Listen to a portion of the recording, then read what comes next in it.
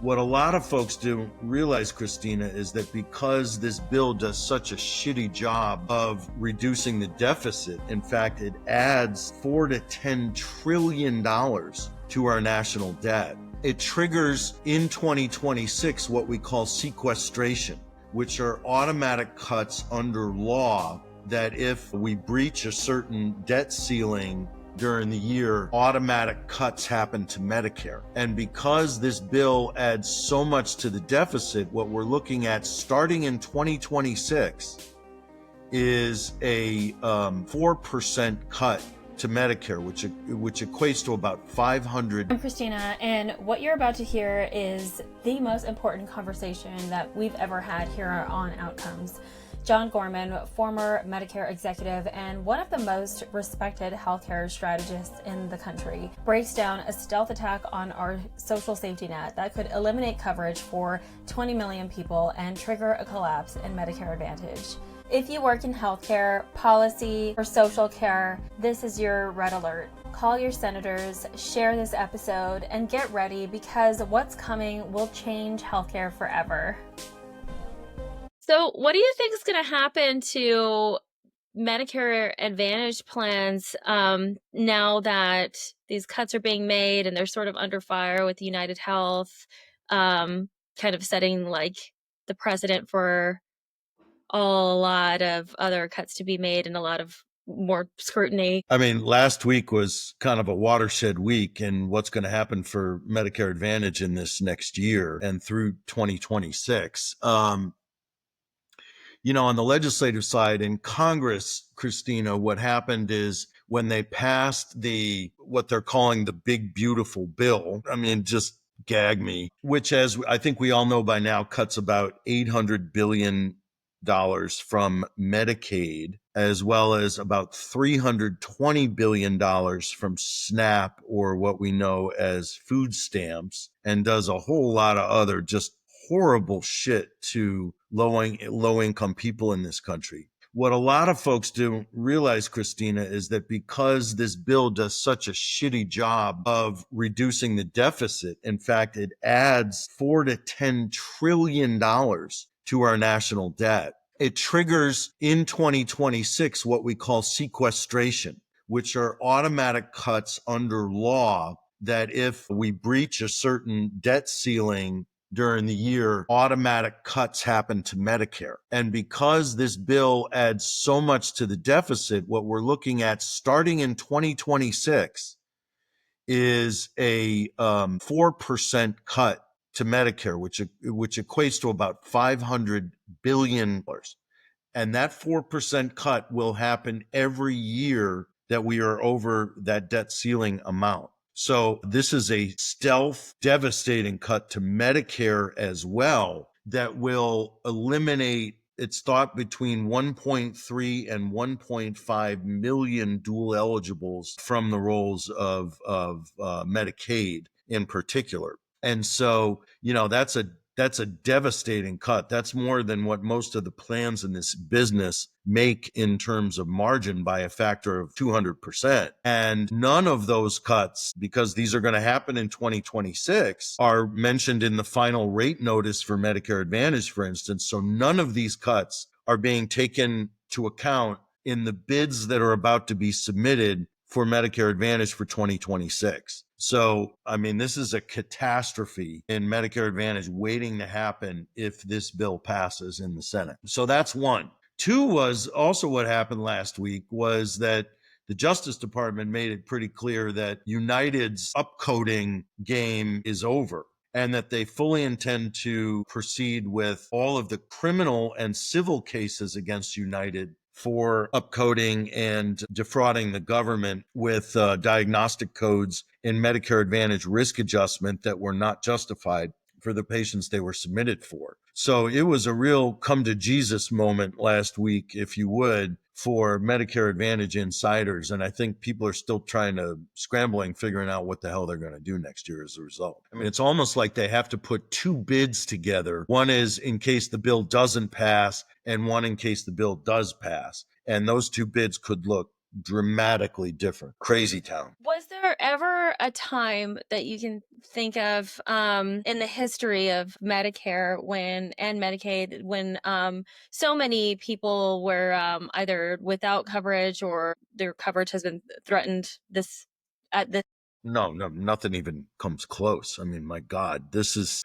unbelievable. And you look at this bill and you look at even the broader impact. I mean, I don't think anybody's going to lose Medicare Advantage. They may choose to go a different route, but I doubt it. But certainly we hit the high water mark of coverage in this country at the end of the Biden administration. And now what we're looking at, thanks to the big, beautiful bill, is somewhere between 17 and 20 million new uninsured, most from Medicaid and from the exchanges when people lose their subsidies from the federal government for the silver and gold plans on the exchanges. So, I mean, we are looking at a new low in American health insurance coverage if this bill passes. And even if it doesn't, just the wreckage that's been done already with DOGE and other steps this administration have taken have made this literally the worst environment for health coverage that I've seen in my 35-year career.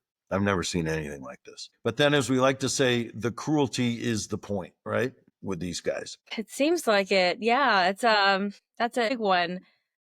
All to help fund a tax cut for millionaires and billionaires who don't need it, and literally stealing coverage and food out of the mouths of millions of children as a result if this bill passes. So it's just criminal in my world. Well, because even if it doesn't pass, it still like sets a really big tone, kind of what the next few years are going to look like. Yeah, exactly. That this is all just about, it's is literally a war on low income people.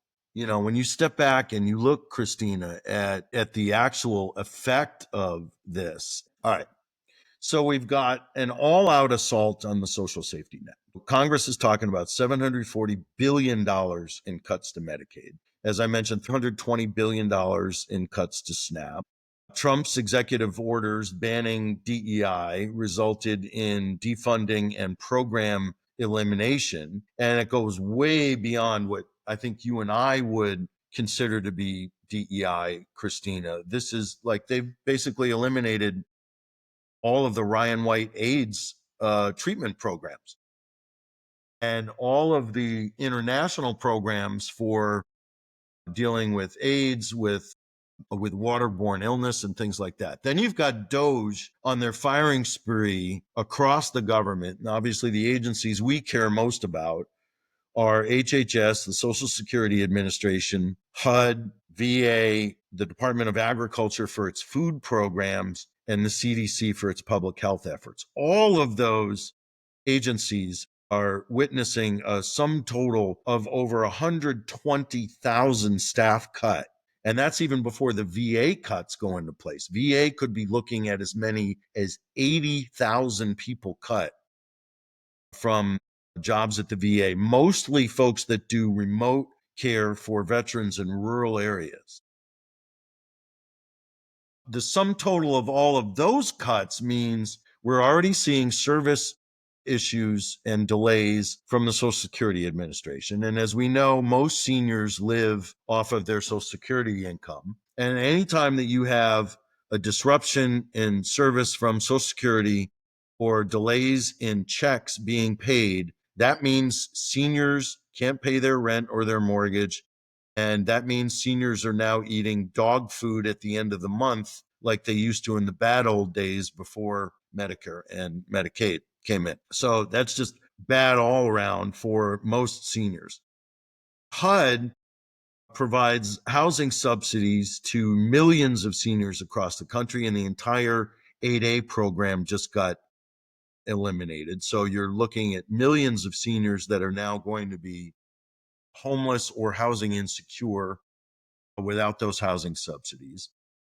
VA, it's important to point out that Medicare Advantage enrolls a couple of million veterans whose primary source of healthcare should be the VA, but they're getting their services from Medicare Advantage, and as a result, those have become extremely profitable members for most Medicare Advantage plans. And that's about to end because with all these cuts in VA services, especially for those in rural areas, you're now going to see an enormous amount of out-of-network claims getting submitted to Medicare Advantage plans for their veterans that previously had coverage through the VA and now can't get it. We know USDA has eliminated the farm to table programs for both school lunches, but also for senior living centers and senior living communities, assisted living, nursing homes, so that the ability to get fresh produce from local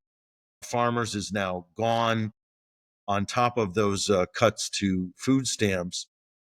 And on top of that, you've got a legal war that's going on where the Koch brothers and Stephen Miller, who's Trump's peewee German little domestic advisor, is now suing and harassing health systems and plans for DEI and for trans healthcare services provided to there. I was in Detroit 2 weeks ago for a board meeting at Henry Ford, and we had about 100 Proud Boys protesting at the urging of Koch and Miller's AFL, out protesting in front of our board meeting because we have diversity programs and trans care programs at Henry Ford. It's just harassment at every level as on top of these cuts. And when we look into the details, Christina, it actually gets even worse. I mean, one of the first things that was eliminated when RFK took the job as HHS secretary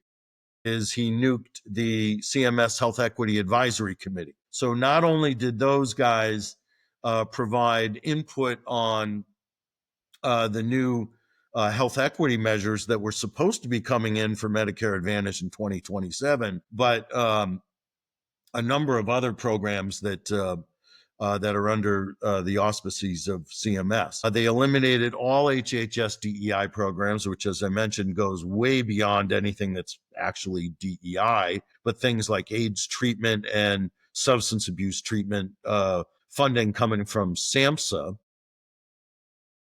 They reduced support for Medicaid waivers on social determinants of health, and the rescinding of the health resources, the HRSNs, in about 26 different Medicaid waivers.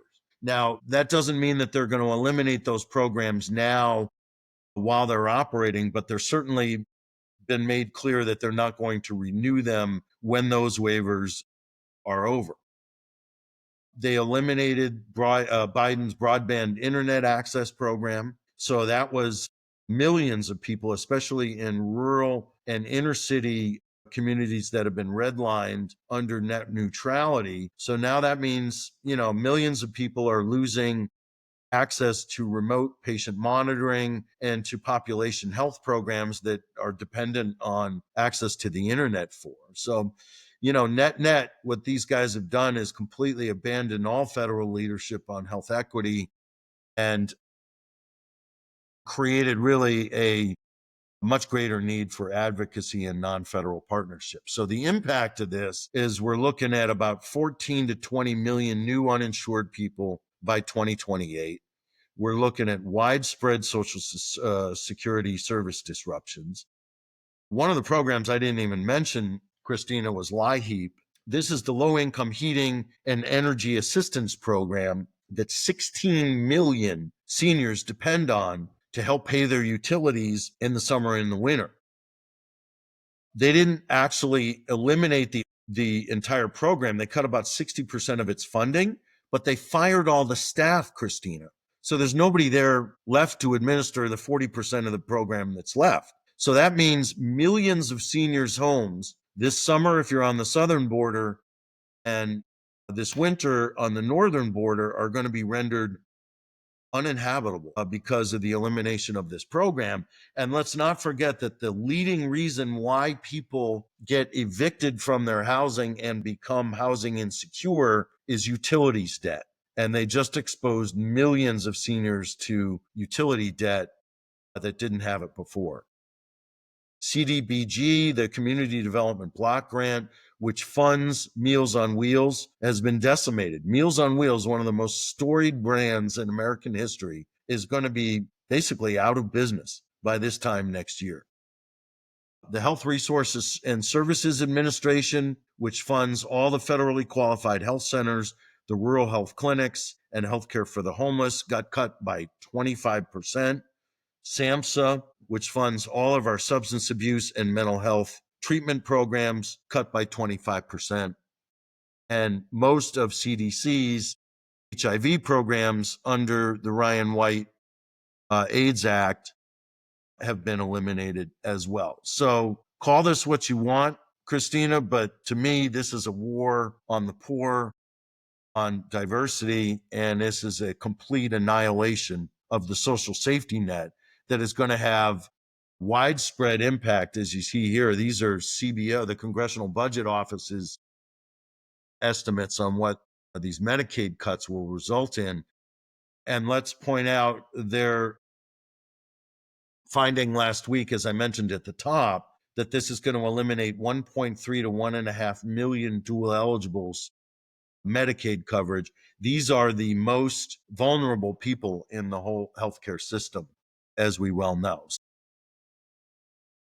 With that, that's what we've got to show here in last week's actions by this administration and by this criminal Congress. And I don't know how you can draw any other conclusions from this week's activity than this is a war on poor people. And many of those folks are MAGAs. I mean, he's doing this to his own supporters, and they are doing this to their own constituents, which just shows you how utterly heartless and just brutal this is, not just to these people, but to the U.S. economy. I mean, this is going to have a horrifying impact just on our economic performance, because as we know, this is, the biggest industry that we have in this country is healthcare. So well done, Republicans. Yeah. We're on an express train to hell going down. Not the brightest way to start my morning. That was a gut punch. Well, imagine now if you're a Medicaid Benny or you're a dual eligible and you're about to lose your food benefits, your housing benefits, your heating benefits, and your Medicaid wraparound. Well, and you even think about like that it's really just a transfer of risk, right? For these healthcare organizations, for health plans, it's basically just say like footing the bill, and eventually the healthcare system will have to pay for all of these things, but in the form of ER visits and unending OB stays. And CBO pointed out last week that this will directly cause at least 18,000 direct deaths among dual eligibles, just to name one. This is going to kill people, lots of people. And not even necessarily through the cuts in coverage, Christina, but by putting all these people on the street with what's happening at HUD and with the elimination of these housing subsidies and these heating and cooling subsidies. I don't think it's unreasonable to think that within the term of this Trump presidency, we could double the number of homeless people in this country, literally double the number. I mean, we have right now about 800,000 permanently homeless in this country that are counted by the census and by HUD. I expect that number to at least double as a result if these cuts come to fruition. Bad, bad, bad all around. Well, especially in like here in Phoenix, where we have like 120-degree temps. Yeah, you're literally going to have tens of thousands of seniors whose homes in Arizona become uninhabitable this summer because of these cuts. Do you have any hope, any silver? I mean, obviously no silver lining. I mean, the only thing that we can do at this moment is to lean on our senators to reject this draconian legislation. I mean, this is the most heartless and ill-advised bill that I think I've ever seen in 35 years here in DC. I mean, this is worse than anything Reagan or either Bush could have ever come up with. I mean, this is almost like a Putin-style austerity budget. He's cutting everything to be able to put everything into the military in Ukraine. They're cutting everything here just to give this money to millionaires and billionaires who don't need it. So the only thing that we can do right now is to beg our senators to fight this bill. There are only 3 that have said so far that they're opposed to it. That if all three actually stick to their guns, that would be enough to stop this bill and in effect make Trump a lame duck for the rest of his term, because this is his signature thing. I mean, this Congress hasn't done anything else except wait for this bill. They've literally passed 6 bills this whole year. This is the most do-nothing Congress that is just allowing all of their authority to be taken away from them by an autocrat. I mean, all of those funds that DOJ cut, those were appropriated funds by Congress. That money has to be spent by these agencies, but they just eliminated them and said they're going back to the Treasury so that they can be leveraged for cuts in this legislation. So these senators have got to stand up, not just against the horrors of this bill, but from their very legislative and appropriating authority being taken away from them by an autocrat. Now, am I optimistic that that's going to happen? Absolutely not. I mean, we had 36 holdouts in the House, and every one of them folded, obviously, to vote this thing out. So there needs to be unbelievable pressure, like to the point of a national strike, I think, to stop this bill in its tracks and keep this stuff from happening. Otherwise, this is going to be American carnage. And it's looking to be passed pretty quickly, right? I think it was like just by July 4th was the Yeah, deadline. they intend to get this done by the end of June is their hope. So we got to be lighting up those switchboards and showing up to what few town hall meetings these cowards are holding and let them know where we stand on these bills. I'd be doing it here in DC, but we don't have a vote in DC. So I've been resorting to calling out state senators' offices, pretending I'm a constituent and saying, please vote against this bill. We can't do this to our fellow Americans. Not to mention that it's horrible for the economy. Yeah. What states in particular? Well, the ones that have expressed their opposition that are obviously not Democrats, you've got Lisa Murkowski from Alaska, who's had some concerns. You've got Ron Johnson from Wisconsin, who's expressed some concerns. They're one of the states that are getting hit the hardest with the SNAP, right? Exactly. So the SNAP cuts are going to hit some of those states really badly. And those are the guys that are saying so far that they would, at this point, vote against the bill. But I think there's got to be a full court press on everybody to hold the line on this. I want to zoom in on the next layer of fallout. Which U.S. states are the most likely to experience early system collapse if these federal cuts take hold in 2026? We'll call them the Canary States, the places where we'll see destabilization first. And if you work in Medicaid, Medicare Advantage, social care, community care, or value-based care, you need to understand these signals now, not after the system breaks. Now let's level set quickly. In 2026, if H.R. 1 is passed in full or even partially implemented, entire populations will lose access to food, heat, housing, and care. It means rural hospitals closing and Medicaid churn exploding and payer risk portfolios imploding.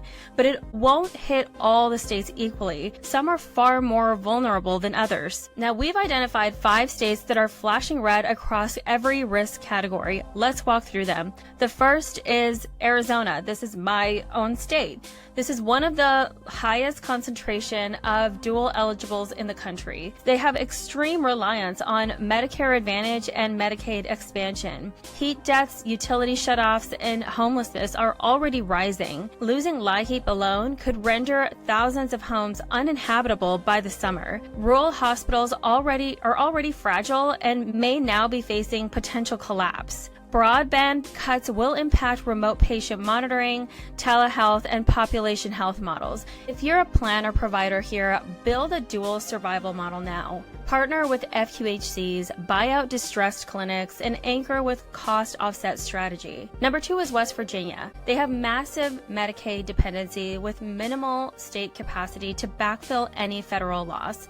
They already have high food insecurity and housing instability, there's a low political leverage and limited philanthropic presence. Many CBOs and FQHCs are expected to fold if HRSA and SNAP cuts take hold. Telehealth and remote care are lifelines, but those are at risk due to broadband defunding. This is a collapse-prone state. If you're in managed care, stand up telehealth and SDOH programming now and offer it as a system backbone. Then we come to Georgia, a high volume of low-income, rural and urban communities are affected. This is a Medicaid non-expansion state. It's already stretched its safety net here. Political leverage is strong, but only if local leaders activate. Churches and faith-based organizations will become the default providers of social care. So if you're a health system, an MA plan, or a startup, tap into that civic infrastructure. Faith-based partnerships will determine care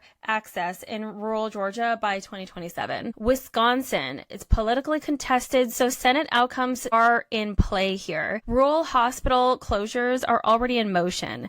Medicaid cuts will impact regional systems and nursing care overflow. There's already a fragile pipeline here due to care worker shortage and SDOH program fatigue. If you're working in Wisconsin, you want to look at partnering with technical colleges, stabilizing your workforce funding, and securing rural care via local buy-ins and shared savings alignment. Number 5 is Illinois. This bill will impact high SNAP and Medicaid penetration in Chicago and southern counties. MA dual population are already stretched here. Sequestration will snap that thread. We'll likely see an uninsured surge in urban communities. CBO layoffs and grant cliff effects have already begun here. What are we actually seeing here? We're seeing that collapse won't be abstract. It will show up as delayed dialysis, ER boarding, seniors without insulin, children without food, providers delivering uncompensated care while budgets shrink. Every point